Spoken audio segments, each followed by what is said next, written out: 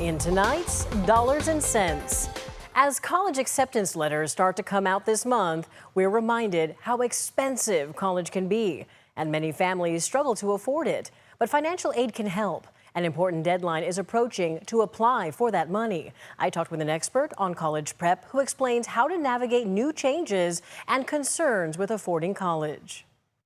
Shaan Patel knows a thing or two about stress. Hi, Sharks. Now, 2400 Expert is looking to expand across the nation.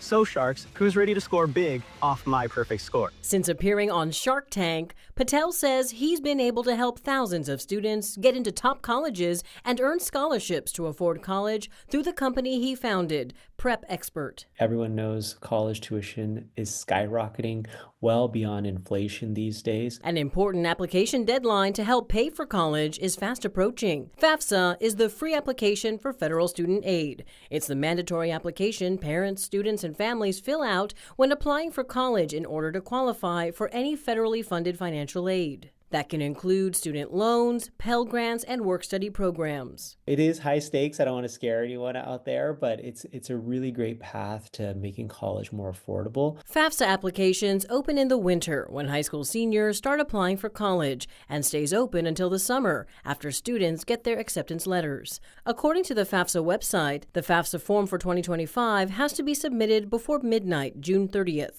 Corrections or updates must be submitted before midnight, September 13th. However, I do recommend getting in your application as soon as possible because some grants and loans are awarded on a first-come, first-served basis. To fill out your FAFSA, Patel says make sure students and parents have their Social Security numbers handy and last year's tax returns. Also note any major changes to your financial situation, such as medical bills or change in income. Can you explain for us a little bit, what's at stake if they do or don't apply for this? By applying for FAFSA, there's many times that you can get your entire college education funded through grants and loans and really low interest loans or completely free grants. So that can completely change your life in terms of college affordability for you and your family situation. Recent uncertainty with the Department of Education, which administers FAFSA, is causing concerns about processing delays. You may remember the bumpy rollout of a revamped FAFSA in 2023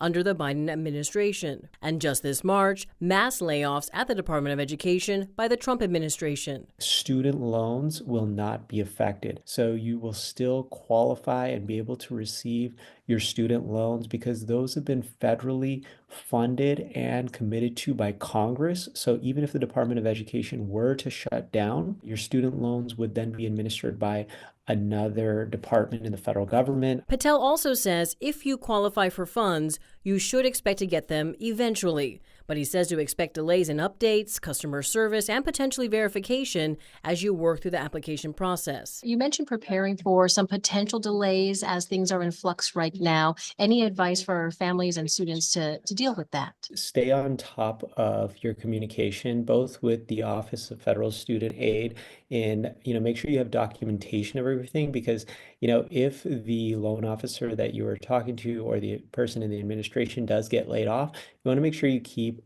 documents and verifications of every conversation you've had, what the last status was, so that you can update the next person. Patel also recommends diversifying your funding strategy.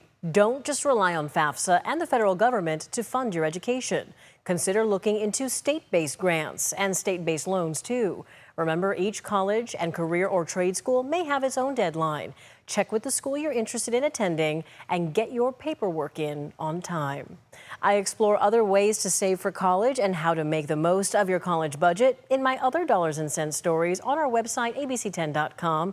You can watch more of my Dollars and Cents coverage streaming now on the ABC 10 Plus TV streaming app. The app is free to download on your TV. You can also email me your questions at lpainter@abc10.com.